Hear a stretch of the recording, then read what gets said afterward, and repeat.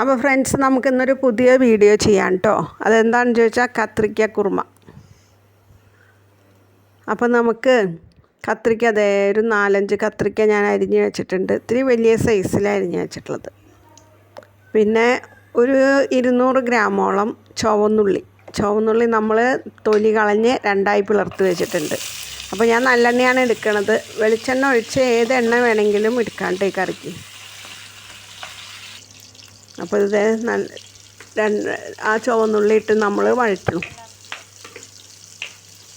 പിന്നെ 2 ബജ്ജി മുളകും 2 പച്ചമുളകും 1 പിടി മല്ലിയിലയും ഞാൻ കട്ട് ചെയ്ത് വെച്ചിട്ടുണ്ട്.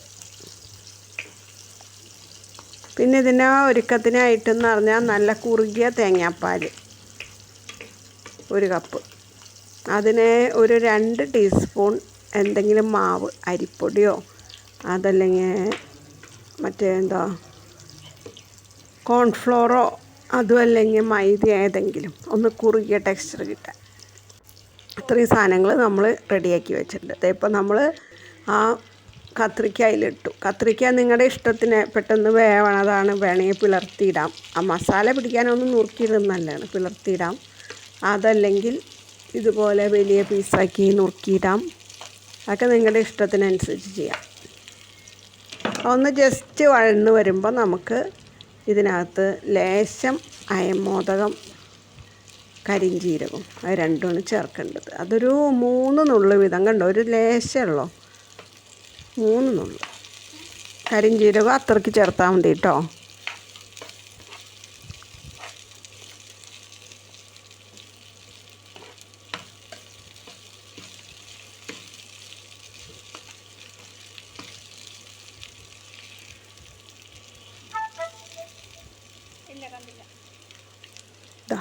ലേശം, കണ്ടോ, അത്രയും ചേർത്തിട്ട് അതൊന്ന് വഴന്ന് വരുമ്പോൾ നമുക്ക് ആ നുറുക്കിയ കഷ്ണങ്ങൾ ബാക്കിയിടാം.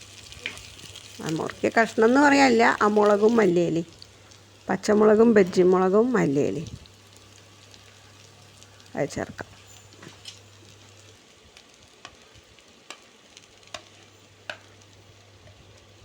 ഇത് കണ്ടോ, അപ്പോൾ അതെല്ലാം ചേർത്തു.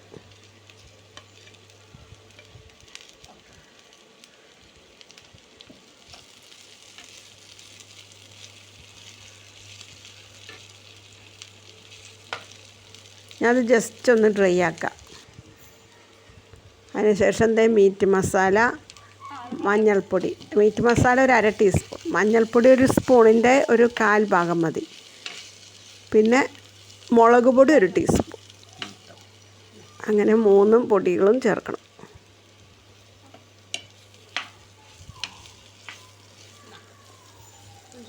ഇത് ജോലിക്കൊക്കെ പോണവർക്കും മക്കൾ സ്കൂളിൽ പോകുമ്പോഴൊക്കെ വളരെ എളുപ്പം ഉണ്ടാക്കാവുന്നൊരു കറിയാണ്. ഒരു കറി ഉണ്ടാക്കി വെച്ചാൽ നമുക്ക് രാവിലേക്ക് വല്ല പുട്ടോ ചപ്പാത്തി എന്തിനു വേണമെങ്കിലും കഴിക്കാം. അതും കഴിഞ്ഞ് ഉച്ചയ്ക്ക് ചോറിനെയും പൊതിയാം. നല്ല രുചിയാണ്.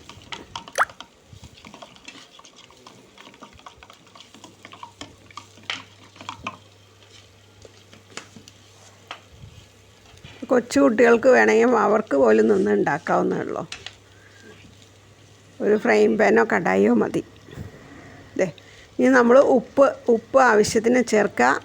പഞ്ചസാര ഒരു 1/2 ടീസ്പൂൺ പഞ്ചസാരയും ചേർക്കണം. നല്ല കറിക്ക് രുചി ഉണ്ടാവും.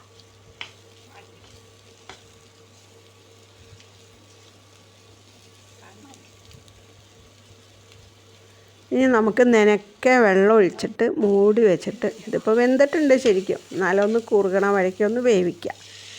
എന്നാലും അതൊന്ന് സോഫ്റ്റ് ആകുമ്പോഴേ കറി ഒന്ന് സോഫ്റ്റ് ആയിരിക്കും, ഒരു കുറുകിയ ടെക്സ്ചർ കിട്ടണമെങ്കിൽ. 1/2 കപ്പ് വെള്ളം ഒഴിച്ചാൽ മതി കേട്ടോ.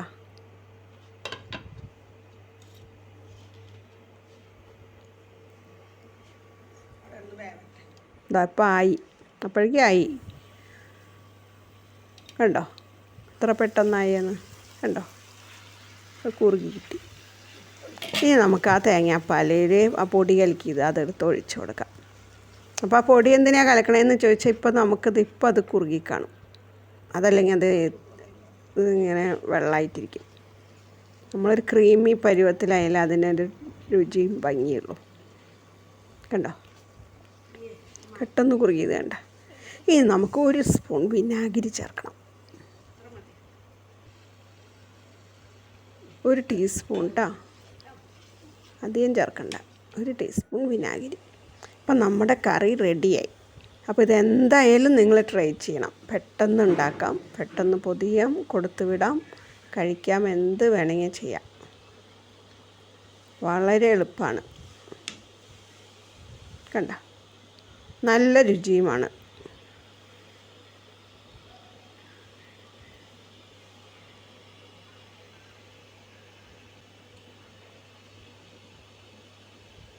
അപ്പോൾ